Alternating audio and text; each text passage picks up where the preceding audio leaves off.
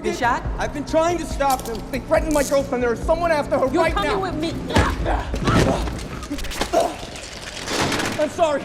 I really want to start with congrats on your Independent Spirit Award nomination. Oh, thank you. I think I think you're having a good day. Yeah, I'm up. I'm ready. So you probably can't tell, but this is not a matte painting behind me. I'm in Brazil at a Comic-Con called CCXP, the massive, massive Comic-Con. So I'm going to be asking this of everyone today. Is there anything that you collect or used to collect? Pennies. You say pennies? I said pennies. Do you still if I see a penny. No, I still have them. I especially like older ones, but when I find a penny, I pick it up. And I always look at the year. So I know it's a testy thing to do in a society that's ridden with germs. But I still do it. I still do it when I see it. And it's poignant little beautiful moments where I see the penny and I pick it up and I go, oh, what year is this? Sometimes I get stuff from the 1930s. That's crazy. I also think that it must be getting harder for you to locate pennies because everyone's moving to a cashless society. Exactly. Yeah. So This is another curveball for you. If you could be an extra in any TV show or movie, anything, going back even to the past, what would you pick and why? I know it's a big question, I know. The Wiz. I mean, I want to dance. I want, when they, you got to be seen in green, right? I want to be one of those elegant dancers in those beautiful gowns and whatnot. I want to be in a beautiful gown, and I want to elongate and all that stuff. That's the ticket. I think that could still happen for you in the future. Really? Yeah, I'm confident. You're doing okay. You might land on your feet.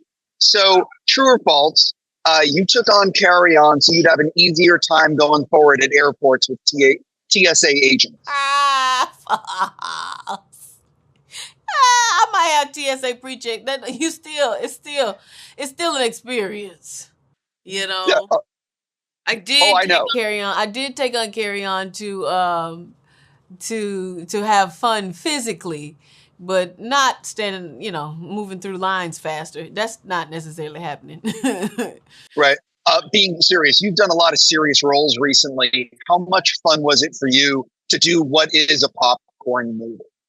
It's delightful. I mean, it's what I want. You gotta make the body's experience, the mind's experience dynamic, and that was the point of getting into this, to getting into doing something much more physical, and to have the ability to bring that lightheartedness and that playfulness along with the rigor that Elena has. Right. That assuredly was it. Right. Finding spaces to do things that, pull different levels of and different forms of energy out of you, and working with different kinds of people. This is a different kind of set, like being out in space in a kind of way. Being on this set that has 50 million background folks in all kinds of, uniforms and to work at the old New Orleans airport. That's the crazy stuff that, the intimacy of drama sometimes is so enclosed. And so Christmas action films bring out a depth and a bigness, a hugeness to the filming experience. So I really enjoyed this movie. And I think one of the reasons I really enjoyed it is Jason Bateman's portrayal of the villain. It's not over the top. It's not stupid. It's a grounded, he plays it really well and it's written well. So can you sort of talk about the importance of having a good antagonist? And, Jason was really good in this, besides you, obviously. The beauty of this is you don't have a villain, right? No, nobody calls themselves a villain. They're just doing the thing that they got to do to try to survive. And protagonists always have something challenging to them, right? Like the thing that is negative isn't always, the thing that is negative isn't the only thing about a person, and the thing that is seemingly positive isn't the only thing about a person. So we're kind of like doing a teeter-totter of what that means, and the question of the moral ethic of who are you when hit the fan, right?